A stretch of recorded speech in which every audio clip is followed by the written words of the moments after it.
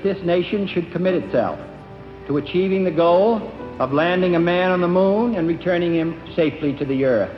I have a dream that one day this nation will rise up and live out the true meaning of its creed. Some people see things as they are and say, why? I dream things that never were and say, why not? And welcome to the very first National Oprah Winfrey Show! Apple is going to reinvent the phone. Mr. Gorbachev, tear down this wall. 3 strikes and you're out will be the law of the land. We must wage total war against public enemy number 1, the problem of dangerous drugs. We're thinking about next steps to try to get some justice for our son.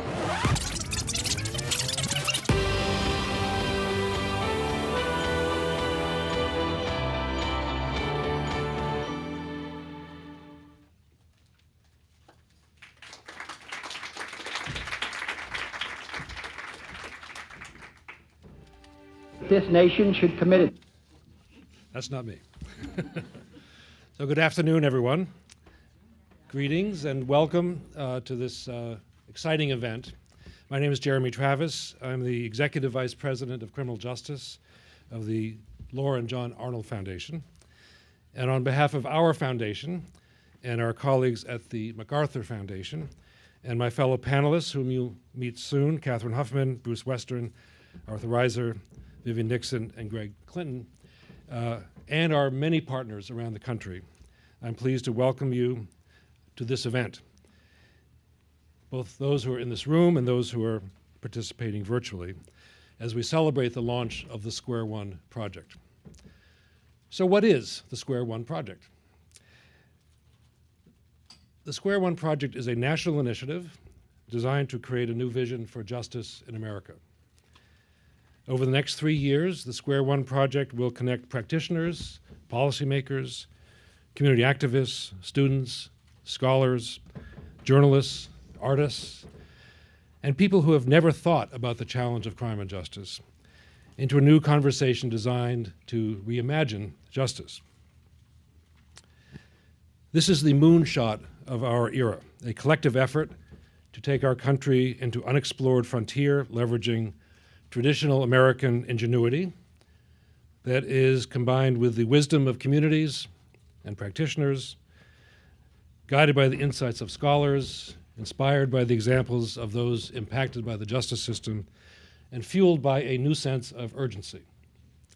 So our urgency comes from the shared realization that our country has gone off track, that our criminal justice system has failed too often to carry out its fundamental mission, that the status quo is profoundly unacceptable. Our criminal justice system does not provide the safety that our communities deserve, or offer the healing that should follow the commission of a crime, or facilitate the appropriate levels of accountability for harm, or invest public funds effectively. And most importantly, our current approach to crime and justice does not reflect a shared recognition of the human dignity and the worth of victim and offender alike. Over the next 3 years, the Square One project will unfold along 3 tracks. First, the Justice Lab at Columbia University, under the leadership of our good friend Bruce Western, will convene an executive session on the future of justice policy. Twice a year, over 24 thought leaders will meet in closed session to develop new ideas, wrestle with the challenges to reform, and promote promising approaches. And I'm pleased to note that in addition to my being here and Bruce being here, we have 3 members of the executive session here: Vivian, who you'll meet shortly, Thomas Harvey, and Arthur Reiser, who will also come to the podium. The first meeting of the executive session, held a few months ago, was electric. And it's already produced its first 2 papers, which are being shared with you today. The first by Bruce Western, titled "The Challenge of Criminal Justice Reform," and the second, "A Call for a Revised Set of Values for Criminal Justice," by Arthur Reiser. So I hope that you pick these up as you came in, and for those of you who are watching virtually or want to leave without another document in your briefcase, they're also available on the Square One website. Second, the Square One project will convene a roundtable on the future of justice, nicknamed the Square One Roundtable, to promote deep conversations about the trajectory of new ideas. Each roundtable will tackle, in sequence, a different one of the hurdles to new thinking. And we'll start next month with the roundtable in Durham, North Carolina, which will take on the issue of the legacy of slavery, racism, economic deprivation, and the impact of these realities on the workings of the justice system. Future Square One Roundtable convenings, which I will be privileged to facilitate over the next 3 years, will focus on some other tough issues: poverty, violence, the role of social service agencies in responding to crime and promoting the aspects of justice, and the need for a fundamental reframing of the legal system upon which our criminal justice system operates. Our goal in the midst of taking on these challenges will be not simply to identify those challenges, but rather to highlight new ideas that will surmount these hurdles and to offer, through these ideas, a promise of a better way to respond to crime and promote justice. And finally, the Square One Project will undertake, and today is the first indication of that, an ambitious communication strategy led by other colleagues at the Rabin Group that will promote new ideas, highlight innovative programs, and engage communities in the work of reimagining justice. So we're so fortunate that Catherine Huffman of the Rabin Group has agreed to serve as executive director of the Square One Project, and that Anamika Dwivedi and Suki McMahon, who are here, will serve as managers of the executive session and the roundtable. So we're excited to welcome you to this launch event. We welcome your ideas, your engagement, your constructive criticism. Most importantly, we invite you to be a partner on this journey. The opportunities are exciting, your support is indispensable, and the time is right. Before closing, let me take this opportunity to acknowledge my deep personal gratitude to my friend Bruce Western, who has been the intellectual spark behind the Square One project. He and his colleagues at the Columbia Justice Lab are performing an invaluable public service of the first order by guiding this work into the public discourse of our country just when we need it. So now it's my pleasure to hand things over to Catherine as we continue.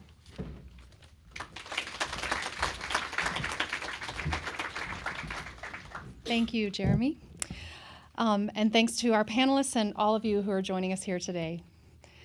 My name is Catherine Huffman, and I'm honored to be the executive director of the Square One Project. And it's really wonderful to see so many of my longtime friends and colleagues and mentors here in this room today. Thank you not only for coming, but for being the reason that this project can happen now. First off, I'd like to acknowledge, as Jeremy did, the great support of the John D. and Catherine T. MacArthur Foundation. They are supporting Square One, and in particular the executive session on the future of justice policy as part of their incredible Safety and Justice Challenge, which I know many of you all are involved with in different ways. We also appreciate the support of the Laura and John Arnold Foundation, who are supporting us as part of their criminal justice initiative. And they are supporting the Roundtable on the Future of Justice Policy. These foundations and many others have really supported our work, the work of so many of us who are dedicated to justice and equality and safety and health for all. It's possible that work is possible in thanks large part to their years of investment and support in these issues, and we really appreciate their commitment to Square One. So I want to talk just for a moment about the current state of the union for justice reform. So for those of us who've been working on these issues for many years, it's safe to say that it's been a tough few decades. Safe to say it's been a tough few months also, but it's definitely been a tough few decades. We've been on the defensive for much of that time. We've been intentionally careful and incremental and discreet about some of the work that we've done. And even when we've made steps forward, they've also been followed by steps back. But more recently, we have seen that start to change. As Jeremy noted, there's a broad and growing conviction that our criminal justice system is too large, too costly in terms of both dollars and lives, too far away from our core values of liberty and justice for all. Voices that say that used to seem like outliers, are now part of a mainstream conversation. Political analysis that used to consider justice reform unacceptably risky to even talk about now increasingly requires us to question the status quo, recognize its harms, and seek new answers. So building on all of that, many individuals, organizations, community groups, and coalitions, many represented in this room or joining us virtually, are starting to reimagine the possibilities, questioning whether success is possible without rethinking some of our assumptions, the distinctions between violent and nonviolent crime, or realizing the connections between people that we've called victims and those we've called criminals, and that sometimes they're one and the same. Asking who else needs to be at the table and what roles community members should play in relation to traditional justice system actors, and considering the relevance of racial and economic inequality in our quest for reform. Many efforts to transform the practices and policies of justice are already underway, often driven by the powerful thinking and leadership of the people most directly impacted by the current system. And increasingly in partnership not only with police officers or judges, but also with emergency room physicians, or librarians, or chambers of commerce, or local nonprofits.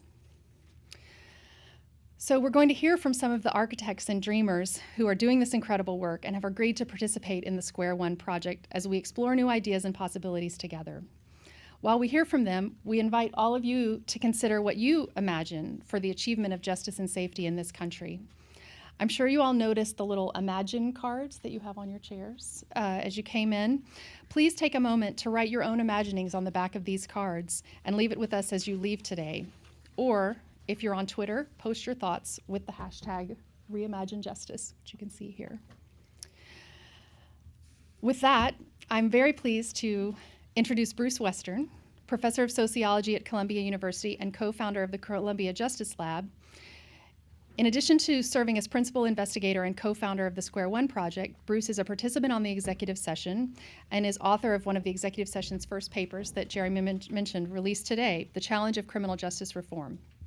Bruce's expertise on the relationships between poverty, race, and the criminal justice system is enormous, and he provides Square One with a deep understanding of their relevance to our work. Bruce?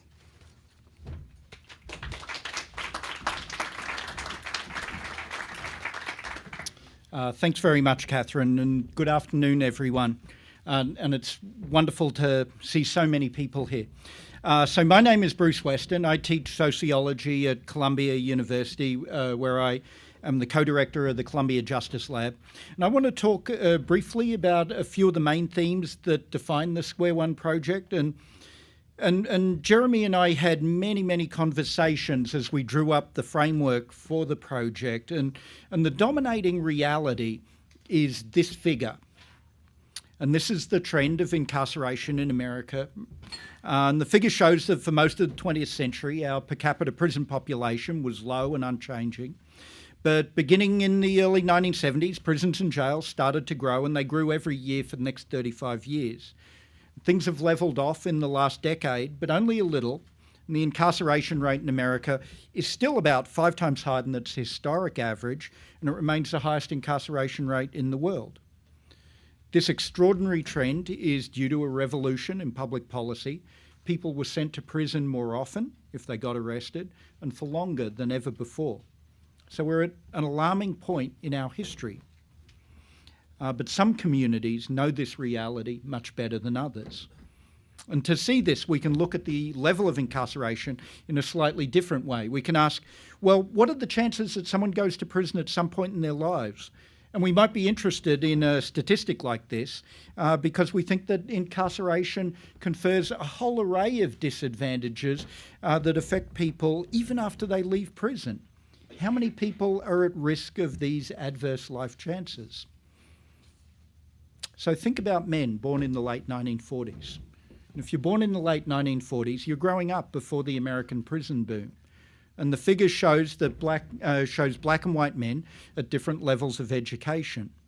For black men who finished high school but never went to college, about 10% have been to prison if they were born in the late 1940s.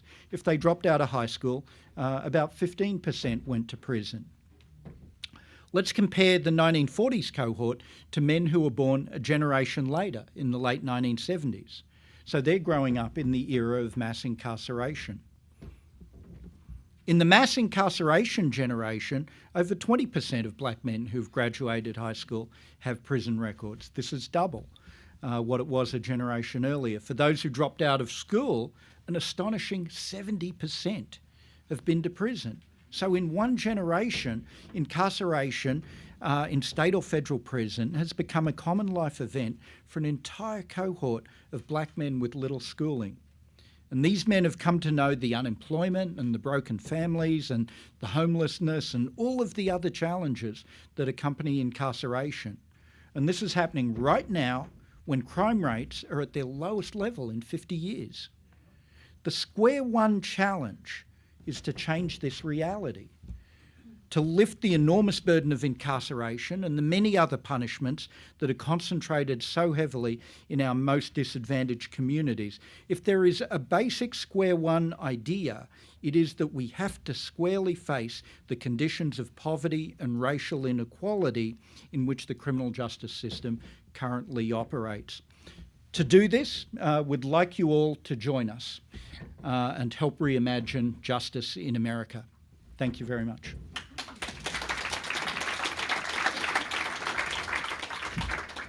Thanks, Bruce. I'm now honored to introduce Arthur Reiser, the Director of Criminal Justice and Security Policy at the R Street Institute, which is a nonprofit, nonpartisan public policy research organization dedicated to promoting free markets and limited effective government. Arthur is a participant in our executive session on the future of justice policy, and he's the author of the other primary justice, Square One Justice paper, which I hope you all have, a call for a revised set of values in criminal justice. Arthur's passionate and principled commitment to justice has contributed enormously to the growing involvement of the conservative and libertarian leaders in this field. And if you don't already follow Arthur on Twitter, I highly recommend it. You will enjoy it very much and learn a lot. Arthur? Thank you. It's quite an honor to be here. My goal when I was asked to speak was to blow your minds. But in 3 minutes, that is incredibly difficult. So I recommend you read our papers, and it will blow your mind. The paper that I wrote is on values. And what I'm trying to do today, what I'm talking about today, is talk and give a primer to what that paper is about. Emily Mooney actually sitting over there, she helped me write it, and so she brings in the millennial perspective to that as well. We lack a modern set of values in our criminal justice world. And I use the word modern on purpose. And what I mean by that is that we have created a system where our values revolve around our institutions that were created 40, 50, 60 years ago. And that is really perverse because the way it should work is our institutions should revolve around our values. Why do we need to fill prison cells that are empty? But because the institution has this as a goal, we promote it, whether we do it consciously or subconsciously. We need and are in desperate need for a revised set of values. A set of values based on the principles of limited government. I find it, quite frankly, insane that my brothers and sisters on the center right use limited government as a war cry, but when it comes to handcuffs and jail cells, they're conveniently quiet and silent. We need to stop being distracted by the shiny badges and understand that as Americans, there's nothing more American than expecting greatness from police officers, expecting greatness from our criminal justice systems. We need values based on parsimony. And what I mean by that is that a system cannot be harsher than what is required for its set of goals. Think about that. Why does not everybody shout that from rooftops? A system should not be harsher than accomplishing its goal. I find it incredible that we accept a vindictive government and then are confused by the idea that we don't have a limited government. Because by definition, a vindictive government cannot be a limited government. It is a capricious government. It is an arbitrary government. And as libertarians and conservatives, and I see you out there, by the way, I'm seeing the diverted eyes right now because they don't want to be called out like I was called out out of the closet by Catherine. But we should be leading the way on this. That is our core principle. A core principle of conservatism, libertarianism, is the suspicion of government. And you should be suspicious when it comes to handcuffs. You shouldn't be distracted by shiny things as certain individuals in the conservative movement right now. And most importantly, we need values based on the principle of liberty. This has to be the common thread that we all share. This is who we are as a people. And I know that sounds cheesy, but how can we cry about the dying of the American dream when we have disinherited a generation of people from that dream? But the good news is we're moving forward. I mean, if you actually saw the graph that Professor Western put up, we are starting to go downhill. And this is from the hard work of organizations and foundations like the Arnold Foundation, the MacArthur Safety and Justice Challenge. The Charles Koch Institute has been instrumental to rallying the right around some of these issues. And this Square One project. We're doing good work to move the needle, to help create a better and more just nation. And this issue transcends the left or right. I'm always the token conservative because I'm one of the non-crazy conservatives that Jeremy and Bruce know. But this is an issue about human dignity. I mean, I think Jeremy said it perfectly. This is about human dignity. This is about right and wrong. And we should be led by good ideas and not by vindictiveness or hate. And I truly believe that is what we have done in our criminal justice system. I don't think it's done on purpose. I don't think there's anybody sitting in dark rooms going, "Wah." But that is what we have created. We have created a world where our values circle our institutions, and that is perverse, and we should be crying and changing it. And I am so proud to be here and taking part of that. Thank you so much. Thank you, Arthur. Now I'm very pleased to introduce Vivian Nixon. Vivian is also a participant in the executive session. She's the executive director of College and Community Fellowship, which is an organization that I'm sure many of you know, committed to removing barriers to higher education for women with criminal record histories. Her list of accomplishments and responsibilities would take us the rest of the day if I were going to list them here, ranging from boards of directors to fellowships to the ministry. But for those of us who have the pleasure of knowing and working with her, we rely constantly on her unswerving conviction and her insistence on accountability and partnership. So I'm really, really grateful and proud to introduce Vivian Nixon.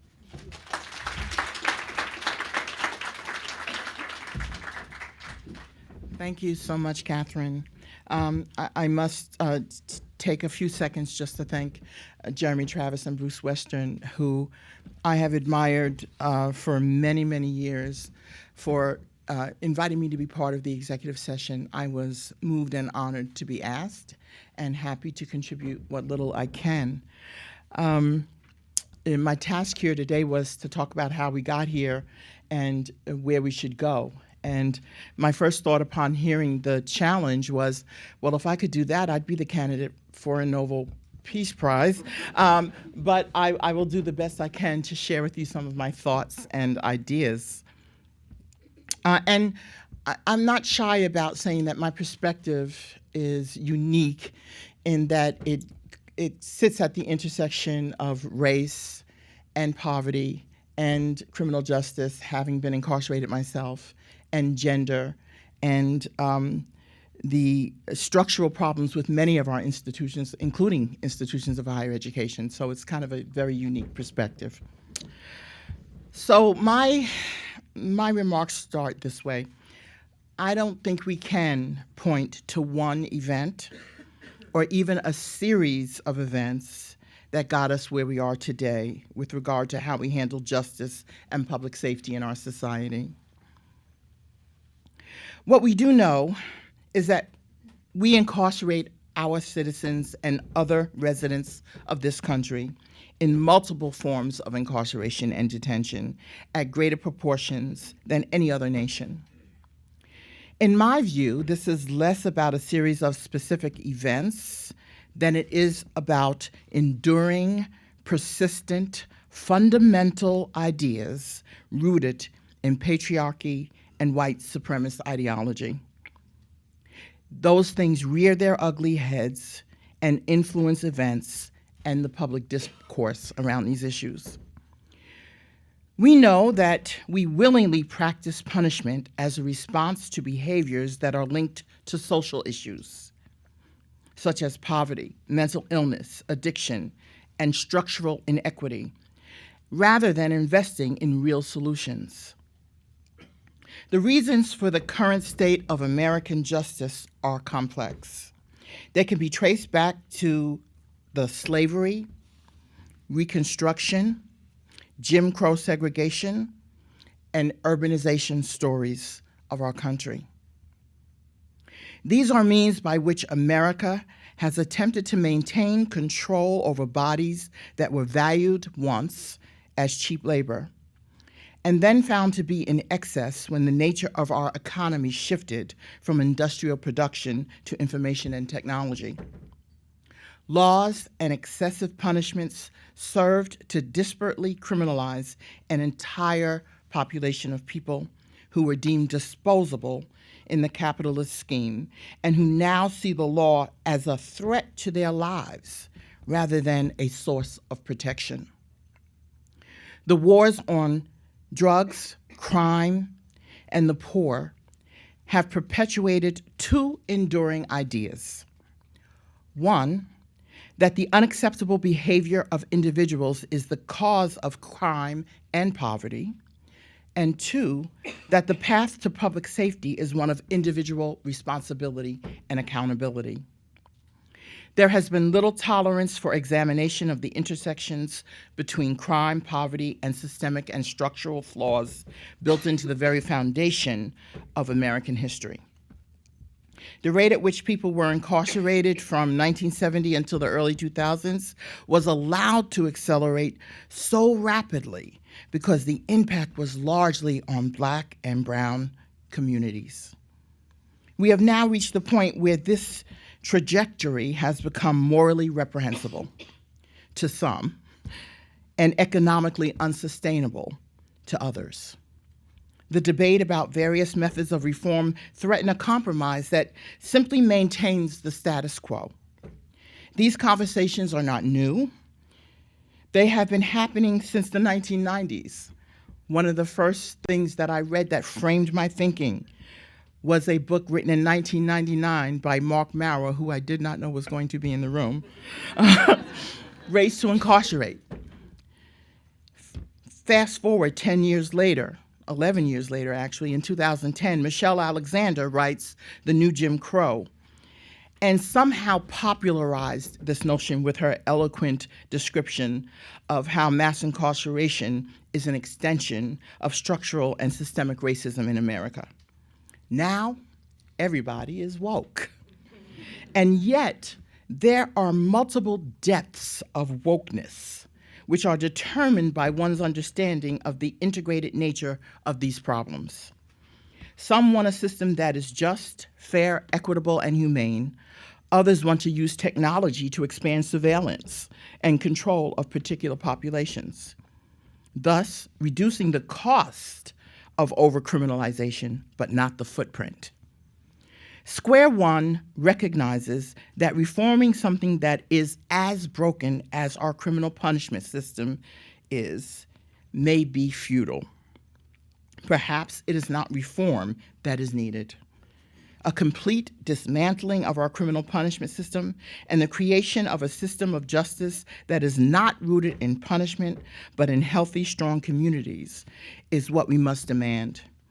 It is not clear how we get there, so no Nobel Peace Prize for me. That is the reason for these conversations. That is the hope of the Square One project. It will take multiple stakeholders and approaches. There must be diversity of thought and background. Most of all, there must be a grassroots movement of people who envision a more equitable America, and that push must be led by those who have been most harmed by current and past injustices. This will require an investment in leadership at every level. We won't get there unless there is a balance between a focus on concrete solutions and a more ideological conversation about the values that underlie these solutions. I say we must put values first. I, together with all of you, look forward to the honest and robust conversations that will seed and plant a generation of ideas to create an America that works for all of us.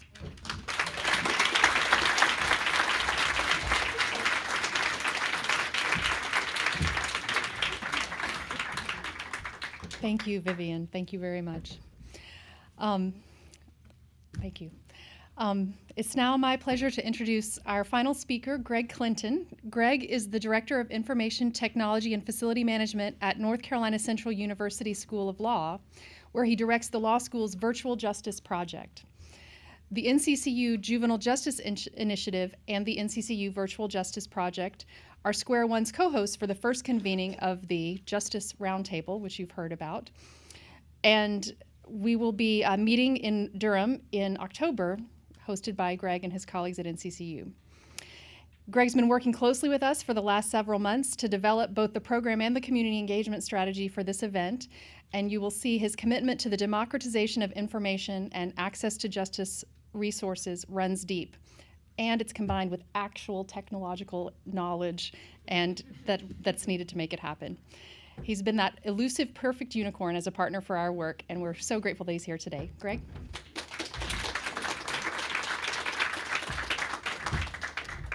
Thank you, Catherine. Good afternoon, everyone.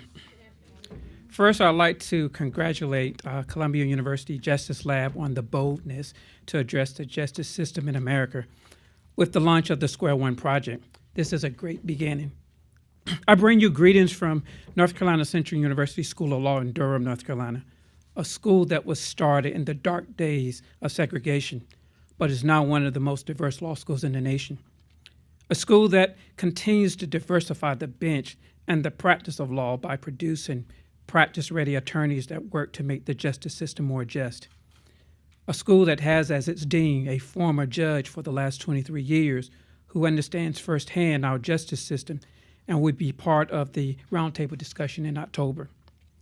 There is an access to justice gap, and in some cases, a denial of justice in America, whether it's civil, criminal, social, economic, or environmental. Law and technology touch every aspect of our lives. However, many individuals and communities lack access to both, leaving them marginalized and unable to successfully navigate the legal nuances of everyday life and the justice system.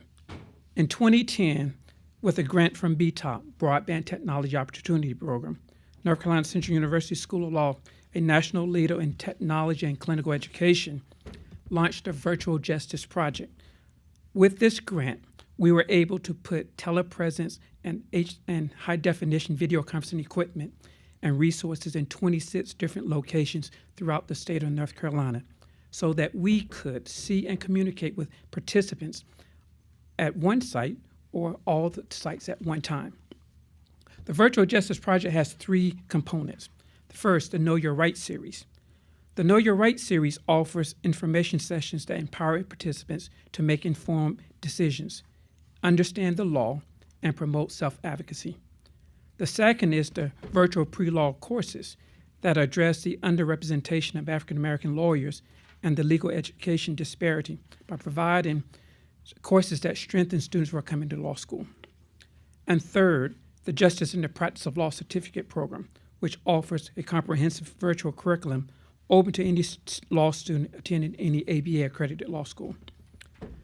There are many reasons why we were interested in Columbia University's Justice Lab Square One project and hosting the first roundtable.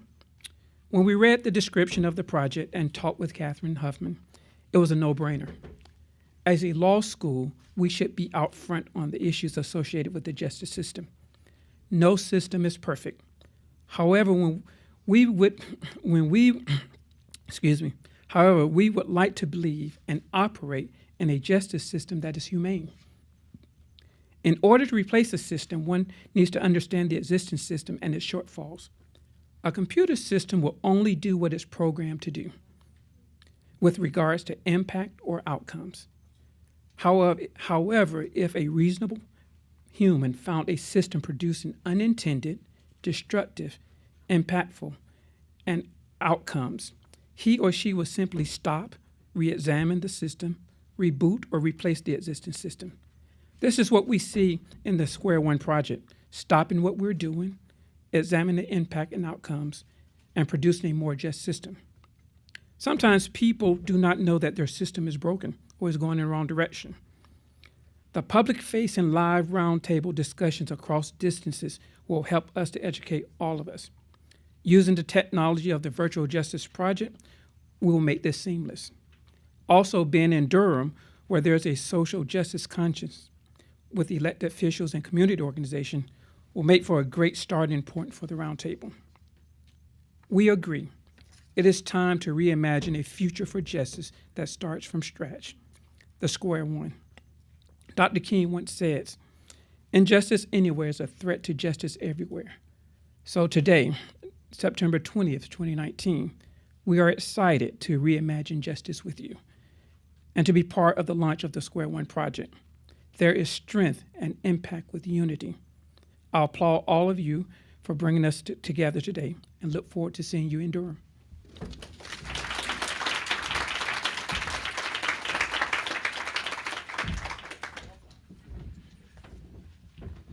Thank you very much. Let me, in anticipation of our being with you in Durham, just express our thanks to you and your colleagues and your students for the welcome that we know we will receive, because we've already received it. And for me to be on a college campus, to be talking about these things and be ready for the engagement of the next generation on reimagining justice, couldn't be a better place. So thank you for your partnership. So would you just join me one more time? I'm just sitting dazzled by our speakers, and just thank them one more time for what they brought into our conversation today. It's very exciting and very gratifying for me and Bruce. As you may know, this idea started in Bruce's office when we closed the door and said, well, what's next? Here we are, 3 years later. So it's great to see you all here. So we have some time for, let's say, 3 questions and no speeches. There are roving mics that'll find you, and please indicate that you will like the mic to come find you. And when you have a question, just tell us who you are. Part of what we're trying to do, that I hope is very clear, is we're trying to build a larger network community. We are very clear that we're not the holders of ideas, just the opposite. We're the connectors with others. And as you see the communication strategy roll out in the future, you'll see lots of ways that we want to connect with the work that you're already doing, just so that this sort of organizing opportunity, this is a national organizing launch that we hope to take on today, that has its community pieces, as you just heard from Durham, but really is an organizing of good ideas, of new ways of thinking. And you have them, we have some, but you have more of them, and they're more powerful because they're already being operationalized. So we want to connect with you in lots of ways. So who has a question that they'd like to ask, and tell me who you'd like to address it to, and that person will come up and answer it. And if you just wait, somebody will find you with a microphone. Here she comes, Catherine. And I can talk long enough for her to find her way to you, because you're way over on the side, right? Just ask your question. If it's a general one, we'll figure out who can answer it. If you have it one specific, please say who you'd like to address it to, and who are you? Okay. So this is a general question for our panelists. My name is Dr. Karen Francis. I'm from the American Institute for Research here in Washington, D.C. And my question is one of how does Square One Project plan on working with, reaching out to, partnering and collaborating with educational agencies across this country, high schools, middle schools, and even elementary schools, so that we can really take a strong, hard look at this school to prison pipeline. Great. I'll take that one unless anyone else wants to jump. I mean, you're the educator, Greg. No, okay. So I didn't anticipate your question by saying what I just said about the importance of our being at NCCU, but we really do want to connect in ways that I think social media allows, but also organizing opportunities that we have with the next generation, so that the thinking of that generation as they come into full sort of participation in our society is very different from what Arthur and Vivian described as the current thinking. So that's an organizing challenge of the first order, but we are very clear that that's where we want to be, hence being on a college campus, hence having students engaged in our first meeting of the round table. And whether we have a round table meeting in a high school, who knows? But that's very much on our mind, and I thank you for raising it, because it's without that, actually, it's just, we're just sort of not planning for the future. So I absolutely agree with you. Yes, Akichi, who's got the microphone? Thank you so very much, Nikichi Taifa with the Open Society. First of all, I'm really thrilled with the launch of this project, and really looking forward to all the positive things that are going to come out as a result. My question is, I think we are all clear about why from the early 1920s to the 70s, the rate of incarceration was relatively stable, because why have an incarceration issue where you had a fully functioning lynching situation? And I guess my question is, in light of the polls that say you don't lead with race, in light of the fact that, you deal with the financial situation or situation to deal with big government, if we're starting from square one, just in light of the bipartisan nature of the Square One project, how committed is the project to really, really, really, okay, unraveling, There are three realists, and Keisha, really right? starting looking at some of those root causes of which race, in my humble opinion, is primary. Right. So I'm going to call Bruce to the podium to help answer that question, and by doing that, do an unabashed commercial for the roundtable in Durham, because that is the theme, the only theme, basically, of the roundtable in Durham, and so, and to give you a little sense of how we're taking on the issue and the legacy of race. Yeah, I really appreciate your question, and I think I exactly share your concerns. I think there are, this metaphor won't work. I think there are 3 third rails in, if there can be 3 third rails, in a lot of the criminal justice reform conversation, and race is foremost among them. And I think a very deep question that we're already trying to think about is, to what extent do we need a real reckoning, an honest reckoning with history for fundamental reform to move forward, and that's something we're going to be exploring at the roundtable and over the life of the project. The 2 other third rails that we really have to confront, I think, are poverty. And we all know that the footprint of the system falls overwhelmingly in economically disadvantaged communities, and yet poverty is often marginal to the reform conversation. And I think the final issue that we have to tackle head on is the problem of violence, and the way in which conditions of poverty and racial injustice can foment violence. And we have to tackle all of those 3 things head on as a condition, I think, of trying to make more fundamental change. So that is how the project is thinking about race, poverty, and violence. Without warning, I'm going to ask Vivian to also come to the podium on this one. So the executive session is, by definition, off the record, and intentionally so that we can have pretty deep conversations without people saying, oh, so-and-so said such and such, and I can't believe what they said, or because we really do want to go deep. There's a transcript, so we can sort of follow our conversation. The product of the executive session are the papers, two of which are released today.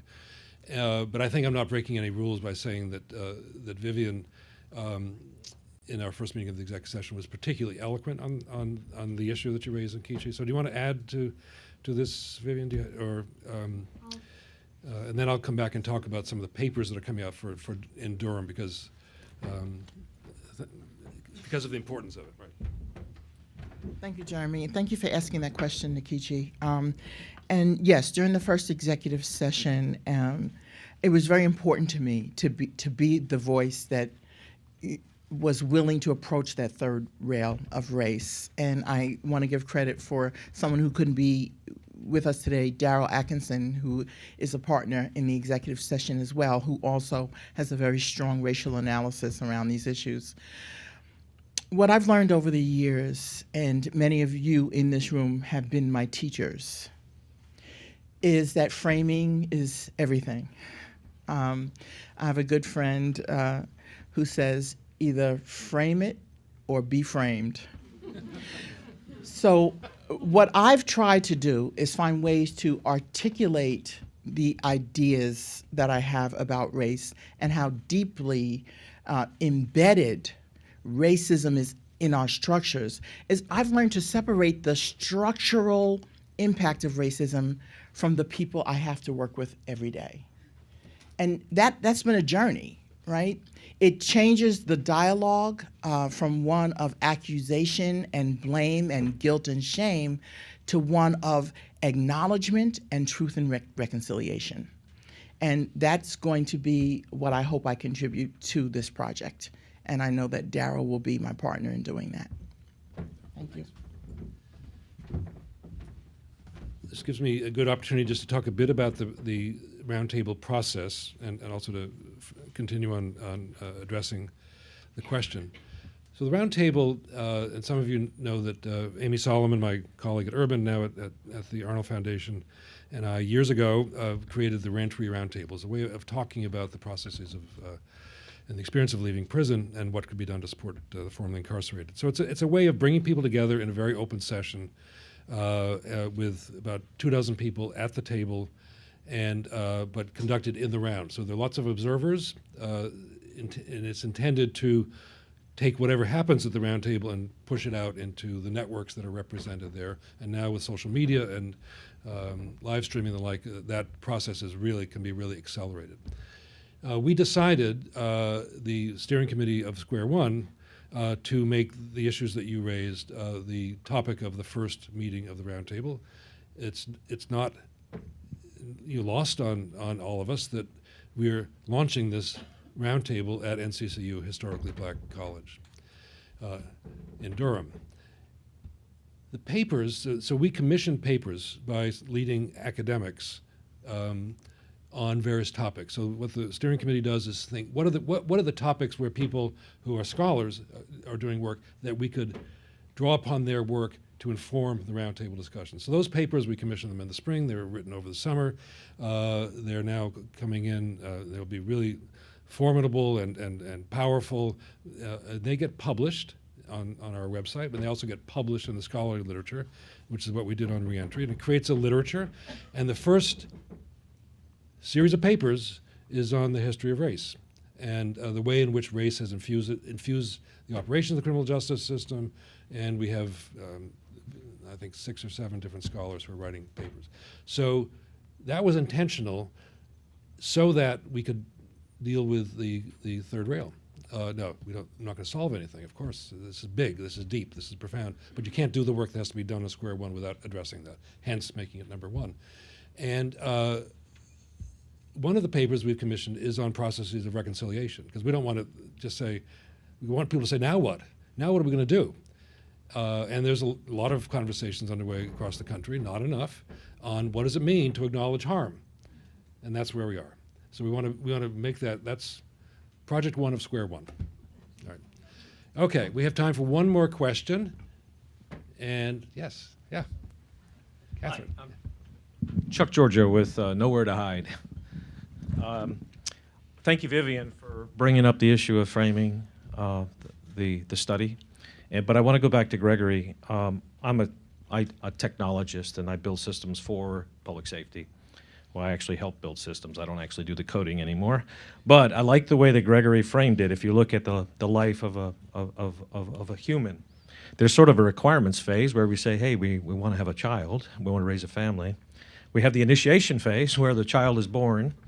We have the development phase where they enter society, they enter school, and then they become adult at some point.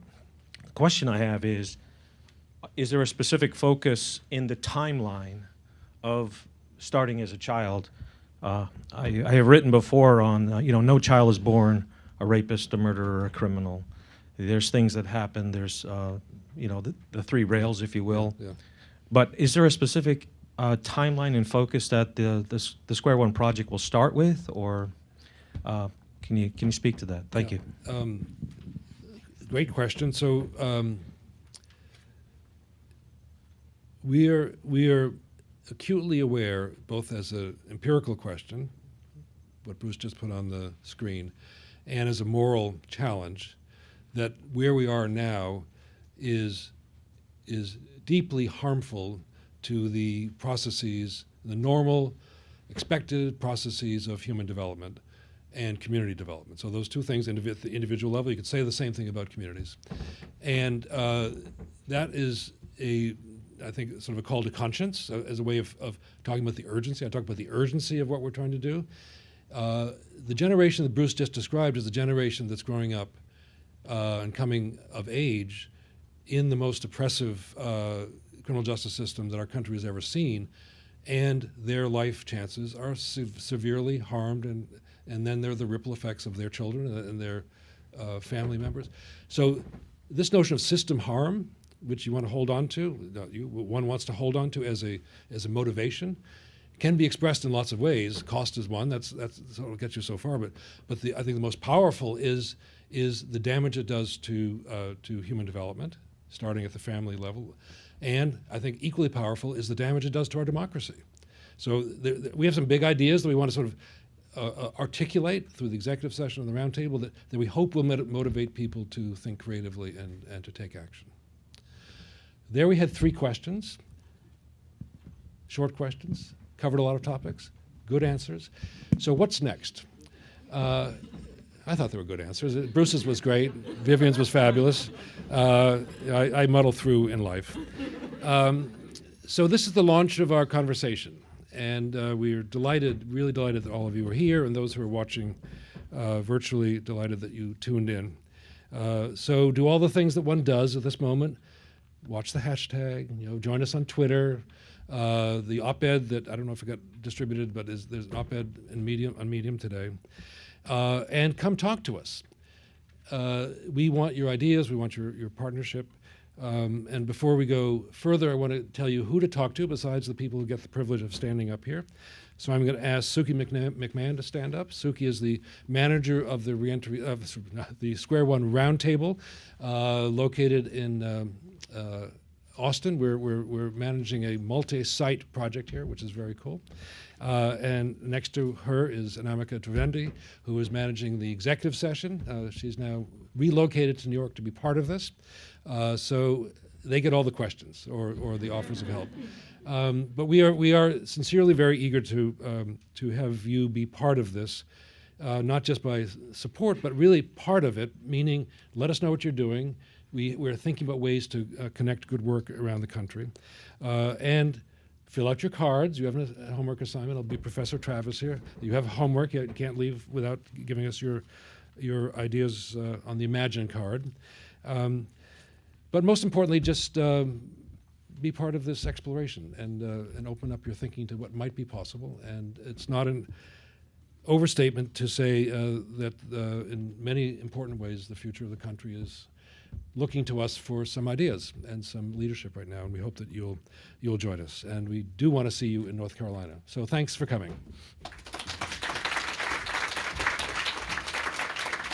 Mingle, we got the room for the afternoon, so talk to each other.